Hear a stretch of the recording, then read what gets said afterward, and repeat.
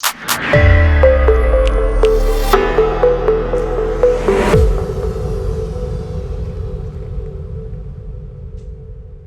safety and starting position. The machine setup. The seat can be lifted up or down by pulling out the lever and adjusting the seat into the correct position. The appropriate seat position will depend on the actual height of the client.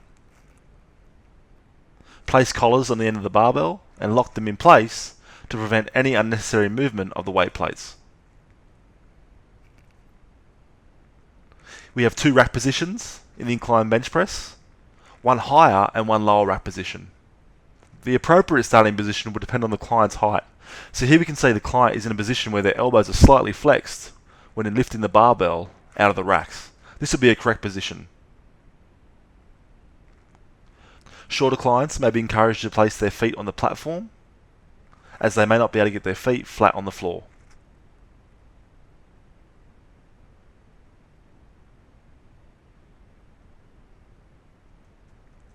The starting position. The client should have both feet flat on the ground. The lower back and buttocks should be in contact with the bench. The upper back and shoulders should be in contact with the bench, and the back of the head should also be in contact with the bench. This making up the 5 points of contact.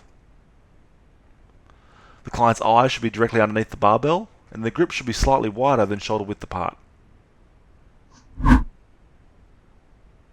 Let's take a look at some technique cues in the barbell incline bench press. And firstly, it's important to unrack the barbell. So the client will lift the barbell off the rack and position it just over the sternum.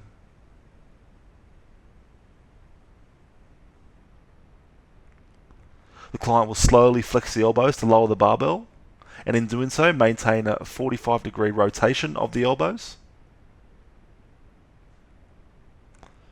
From here, they will press the barbell overhead in a vertical line.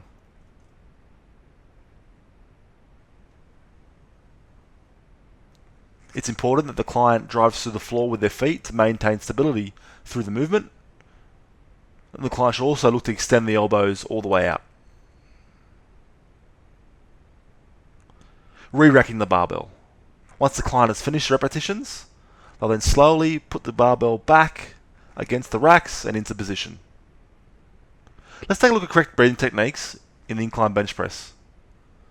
So as the barbell is lowered, the client will breathe in through the nose and then breathe out through the mouth to press the barbell vertically. This process will be repeated for repetitions. Let's take a look at the barbell incline bench press in normal speed.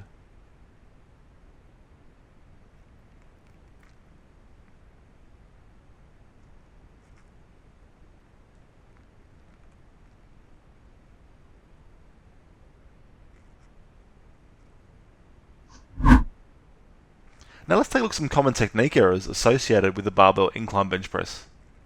And technique error number 1 is having the seat too high. So here we can see the client is sitting right up in the seat, and this results in the barbell being in an incorrect starting position. The barbell should be placed above the eye line.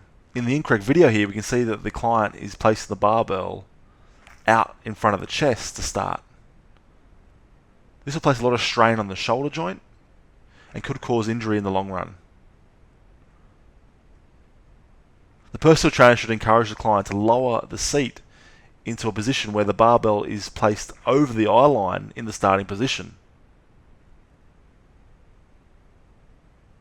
Common technique error number 2, arching the lower back and the feet not maintaining a flat position on the floor.